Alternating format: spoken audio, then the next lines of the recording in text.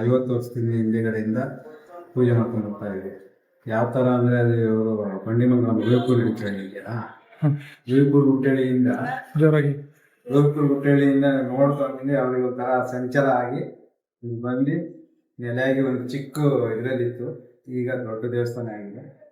ಅದ್ರ ಬಗ್ಗೆ 50 ವರ್ಷದಿಂದ ಇದೆ ಈ ದೇವಸ್ಥಾನ ಇದೆ. ನಿಮ್ಮ ಹೆಸರು? ರಂಗಸ್ವಾಮಿ. ಓಕೆ. ಪೂಜೆ ಯಾವಾಗ ನಡೆಯುತ್ತೆ? ಡೈಲಿ ಪೂಜೆ ಇರುತ್ತೆ. ಶುಕ್ರವಾರ, ಮಂಗಳವಾರ, ಪೌರ್ಣಮಿ, ಅಮಾವಾಸ್ಯೆ ದಿನ ವಿಶೇಷ ಪೂಜೆ. ಜಾತ್ರೆ 3ನೇ ತಿಂಗಳಿಗೆ ಜಾತ್ರೆ ನಡೆಯುತ್ತೆ. ವರ್ಷಕ್ಕೊಂದ್ಸತಿ ಸುಮಾರು ಜನ ಒಂದು ಊಟ ಒಂದು 5,000 ಜನ ಊಟ ಮಾಡಿ ಓಕೆ ಸರ್, ಥ್ಯಾಂಕ್ ಯು. ವರ್ಷ